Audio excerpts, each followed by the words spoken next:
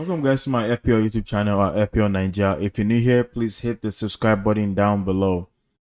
We hit 60 subscribers in a week. Thanks a lot guys for listening to me and watching my videos. Please continue to share my videos. Also follow my FPL Twitter at FPL_Ninja with a double A. And follow my Instagram FPL.Ninja. Today we're going to be talking about players that are on my watch list that I'm looking to like transfer in. And to be clear, personally for my team this week, I'm not really looking to like make any transfers. I'm thinking about saving the transfers to next week. But I mean, if you're someone that's looking to transfer like any player into your team, these are great options that I think you should look at and consider bringing into your teams. First player I'm going to start with is Sung Heung-min Son. If you know, I mean, if you know me, you know I'm a Tottenham Hotspur fan, and so the result against City was great. Son had a really good finish. Yeah, I mean, I love Son as a player, right? Because obviously I'm a Spurs fan, but also just because I think he's a very, very clinical player, and he's one of the players that I'm thinking like personally to bring into my team either now or like sometime this season because I want to have him long term, and I know that Harry Kane is gonna be leaving soon.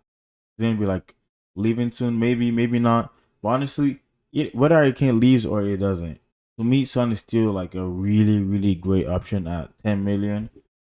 Because if Harry Kane leaves, then he's the main man, right? He takes penalties, takes all the set pieces, all the free kicks, takes everything, right? So everything literally goes through him. So that makes him a really good option. And also like if Harry Kane doesn't leave, he has a good like partnership with Harry Kane. So like he's probably gonna have a good season regardless. So he's definitely a player that I'm really, really high on. Like I really, really want in my team.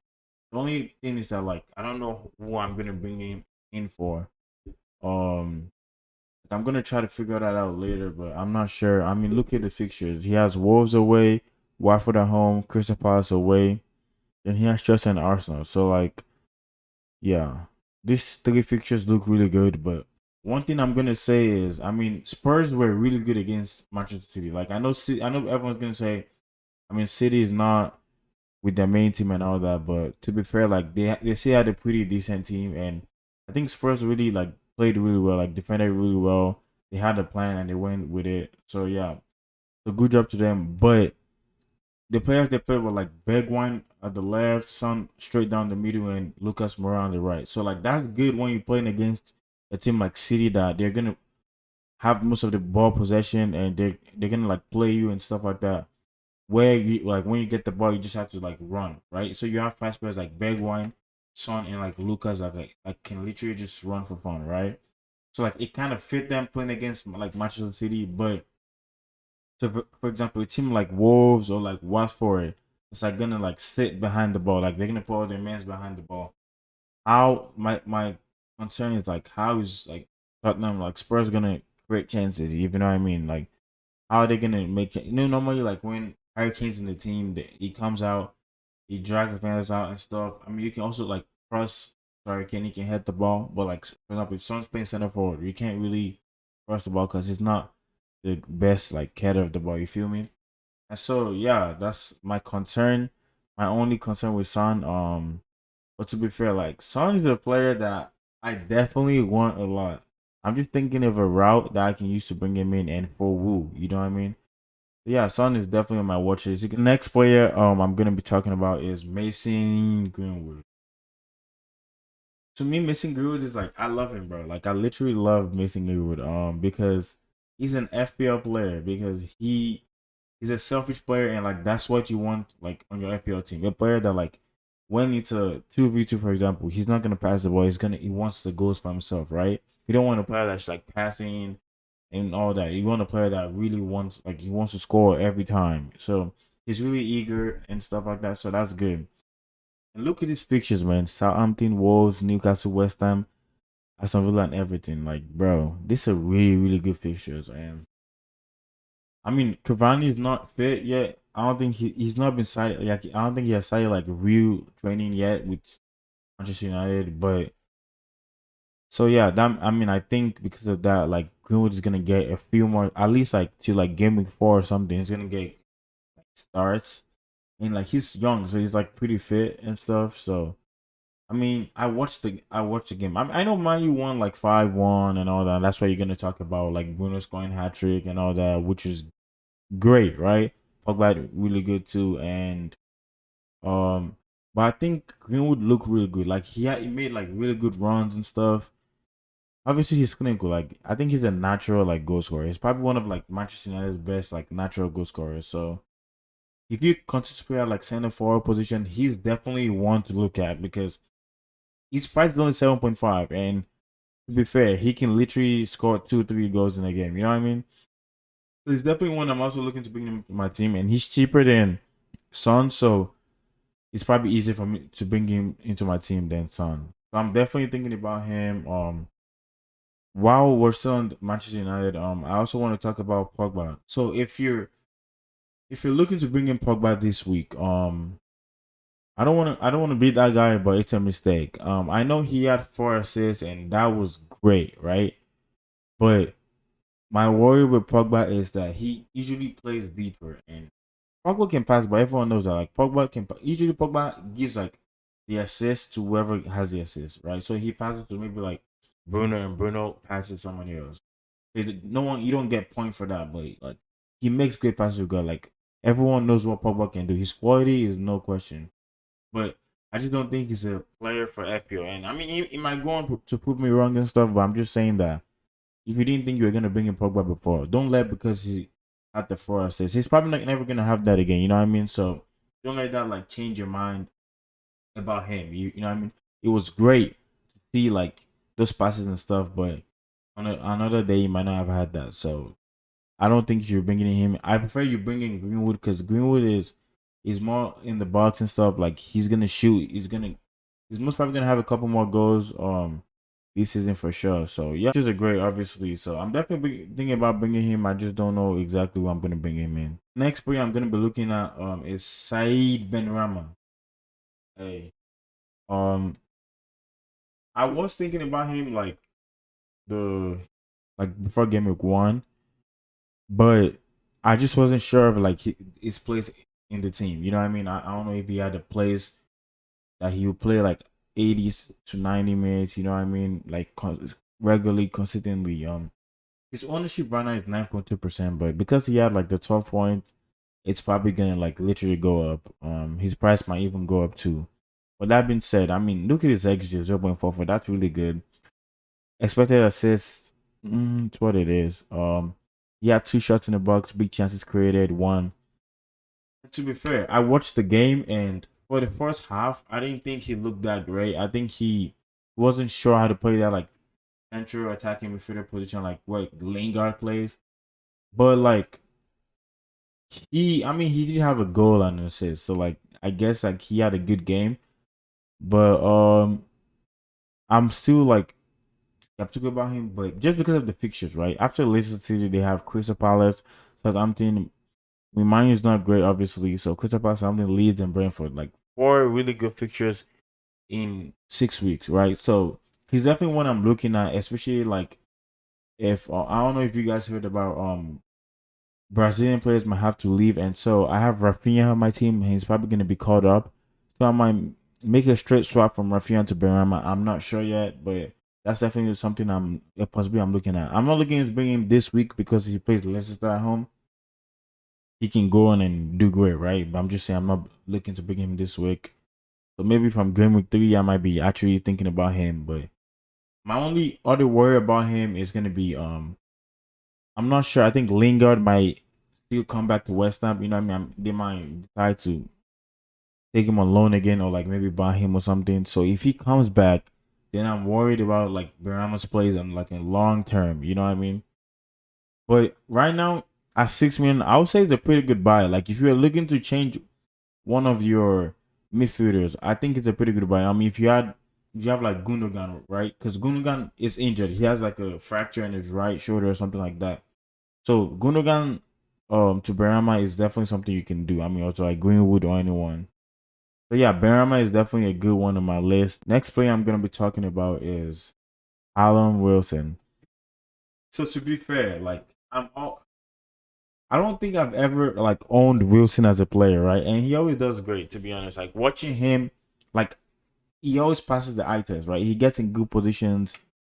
Like everything for Newcastle, like literally goes through him, so he gets a lot of chances. Look at his X 0.85.